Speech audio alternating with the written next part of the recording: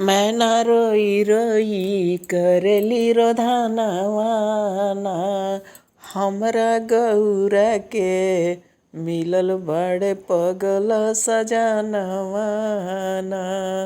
गौरा रोई रोई मैना रोई रोई करेली रोधानवाना। गौरा खोजले बाड़ी पगल सजानवाना। गौरा खोजले बाड़ी पगल सजानवाना। मैना रोई रोई करेली रोधानवाना। हमरे गौरा के मिलल बाड़े पगल सजानवाना। हरे नारद कैले रहले अगुआइयाना। गौरा के खोजी दिहले पगल सजानवाना।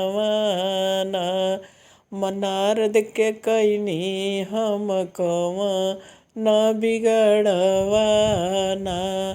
हमरे गौरी के खोजी दिहले पगल सजानवाना। तब गौरा क्या कहती हैं? माता जानी कर पति के बुराइयाना। अम्मा जानी कर हमरे पति के बुराइयाना। अम्मा उतहुआ तीनों लोक के तिरलोकियाना। अम्मा जानी कर पति के बुराइयाना। अम्मा उतहुआ तीनों लोक के तिरलोकियाना। अम्मा 12 बरिस तपवा कईनी ना। माई तब पवनी पति परमेश्वर ना। माई तब मिलले भोले हमके सजानवाना। मैना रोई रोई कर ताड़ी रोधानवाना।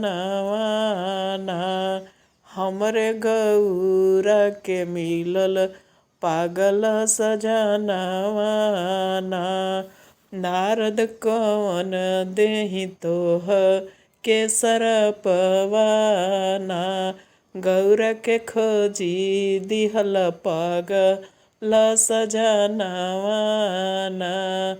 ए नारद जिंदगी भर रहिय तू कुंवार ना। तोहके नहीं लगी है माथे पे मुकुटवाना। तोहरे माथे नहीं चढ़ी है मऊरवाना। हमरे गौरी के खोजल पागल सजानवाना। मैना रोई रोई कर ताड़ी रोधानवाना। हमरे गौरा के मिलल पागल सजानवाना।